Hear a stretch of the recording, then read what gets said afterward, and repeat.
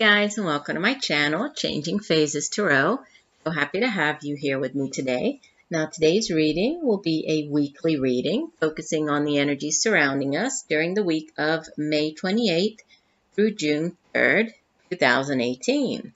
So the last part of May and the first part of June. So interesting. I can't believe we're already at the midpoint of the year. That's crazy, right? This year is going by so quickly.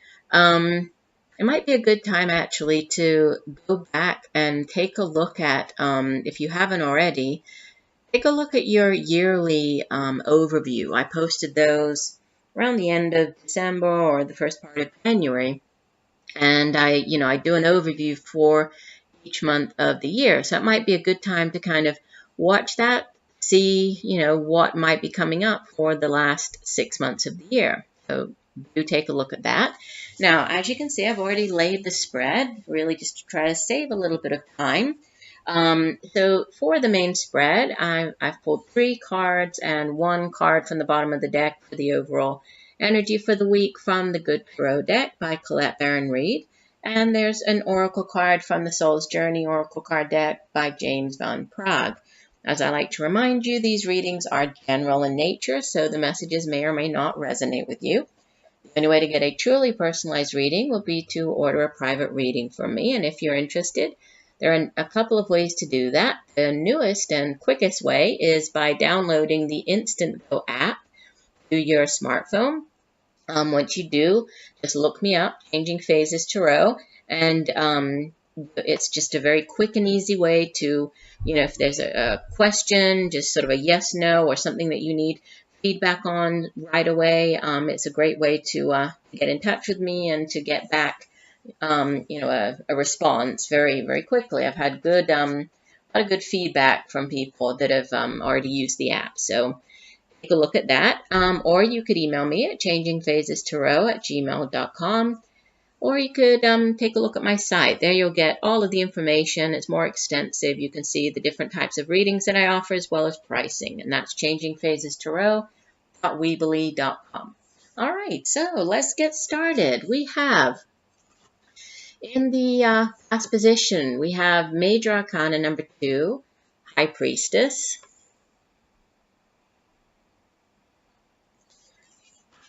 So that's the energy as we enter into this last week of the month. In the present position, we have the 8 of Fire. This would be the 8 of Wands.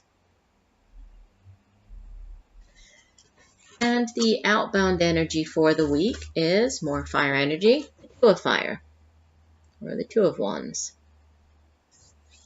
And the card that was at the bottom of the deck, so the overall energy for the week. What a great card for the overall energy. The 9 of Water. This is the 9 of Cups. And the card, the oracle card that came out for the week is Happiness. I am aware that being happy means I am on the right path. And the colors are sort of this mint green, and we have blues and purples, and it really does tie in very well with the colors that we have here from the High Priestess and 9 of Water, and also, speaks of being on the right path, which definitely we have it with this outbound card, right, the 2 of Fire, and I'll get to that in a second. But starting off with the High Priestess, so powerful energy, right, a Major Arcana as we head into the week.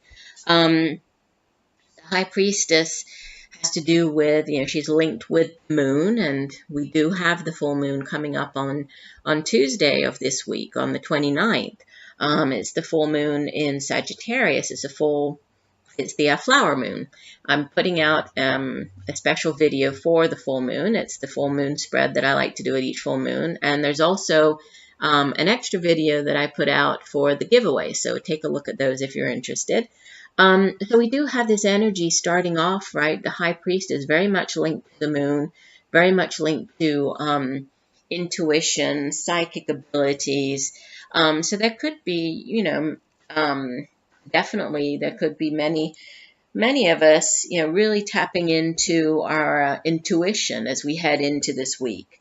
I usually remind you when, with the High Priestess card, it might be a good idea to to pay attention to dreams you might be having. They might be a little bit out of the ordinary.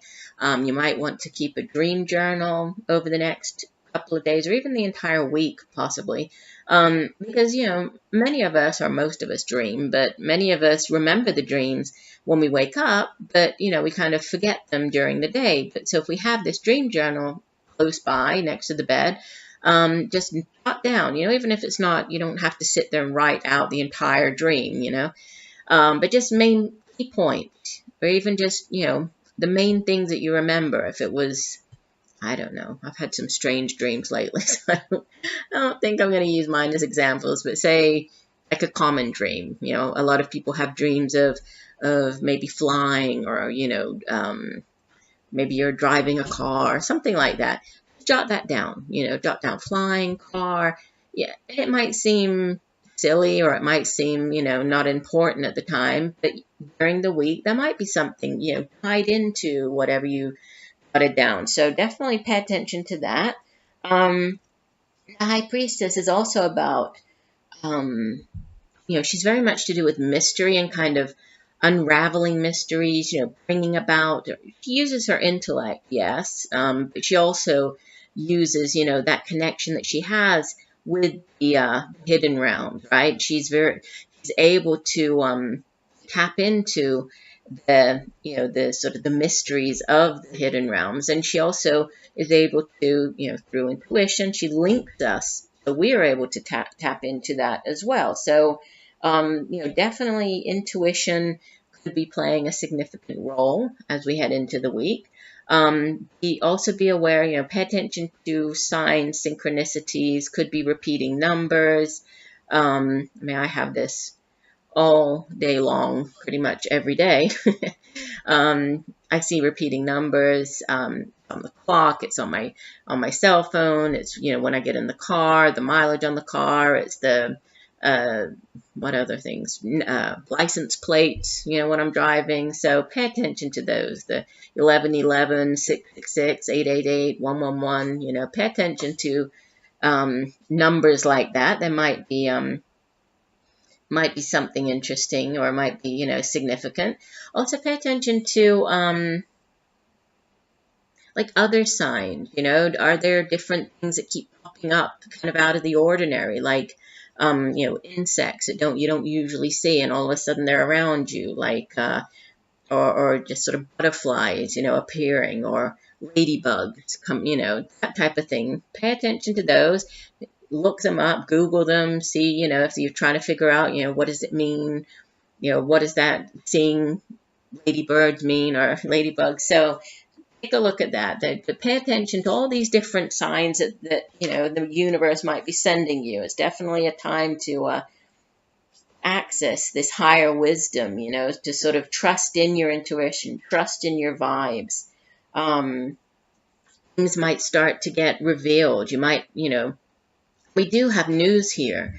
So, things possibly could be revealed, could be coming in the form of, actual news. This Eight of Fire, or Eight of Wands, fire energy deals with sort of the day-to-day matters in life. It also has to do with our job. It's also creativity, creative projects. It's our own ambition and drive and passion and fire for getting things done. But specifically the Eight of Fire, or the Eight of Wands, we usually think of it as news, and news coming in quite quickly, right? And this sort of back and forth. I kind of think of it more as, text messaging or emailing, not usually snail mail, it's usually something very quick back and forth. So there could be some news coming in with this, what you're finding out about. You could be trusting in your intuition. You could be receiving news. This news could have to do with a job, as it's, Eight of Wands here. Could be news of a job. It could also be, if it's not a job, it could have to do with travel as well. This card is, it's kind of very quick, very swift energy, right? So sudden, could be sudden success, finding out very quickly about sudden success. There's something sort of in the air, something that's about to happen. You can see all these orbs of light here, right? There's fire, and it's all up in the air here. So there could be something sort of coming. There's something in the air. You're using your intuition. You're discovering or uncovering. You're finding out. And there's something, something's about to happen with this card. It's like it's coming in. It could have to do, again, with travel. Could be traveling to, distant places. Could be sort of change coming in as well. Obviously, if you're traveling to a different place, there's going to be a change for you. So, maybe a change in address, change in home, change in, where you're living, or just a change in the way that you do things, a change, transformation, travel again, and maybe it is going to distant lands. Maybe you're having an opportunity, or there might be news coming in quickly that you need to act on here. But it has to do with, going overseas even, or just, some type of adventure, some type of, it's something new, something exciting, and maybe something quite unexpected, but something that comes in quickly and you sort of act on it quickly. And then we have this Two of Fire as the outbound energy for the week. Well, the Two of Fire is all about it's sort of choosing, right? It's choosing a path. Again, it's more fire energy, but it has to do with you taking control of the situation, right? And, again, we have this light. There's this giraffe. Giraffes make me think of, far off lands. So, again, there could be some type of travel to a distant land, to possibly somewhere that's, a little exotic or very different than where you're used to being or where you're used to living with this Two of Fire. But usually, it's about the Two of Fire. It's about planning, and it's about taking matters into your own hands, because if you think you're sort of standing there staring down these two paths, things are in your hands. You're the one who's going to decide, do I want to take this path or that path? And you weigh up it's a choice. You weigh up the pros and the cons of going, each way, going this way, going that way. But ultimately, this is you, this is you sort of mapping out your future, you trusting in, the unknown of the path that you're going to go down. And then going after it, right? This is all about you taking the reins and just, being sort of fearless and being that kind of trailblazer and going down this unknown path. And, you have this light. You see they're following this. I'm sorry for the glare. These cards are very shiny. There's the light that this person is following here. So, it's the light of spirit, of the universe. It's you sort of, or the universe, aligning things, putting things in your path that are supposed to be there. And it's you trusting in that. And it's you trusting that, this new path, if it is something that's very different or very new for you here, something that maybe you haven't done before, you're getting what you ultimately wished for, because the overall energy for the week is this Nine of Cups, right? And the Nine of Water, or Nine of Cups, it's the Wish Upon a Star card. It's the minor arcana version of the Star card.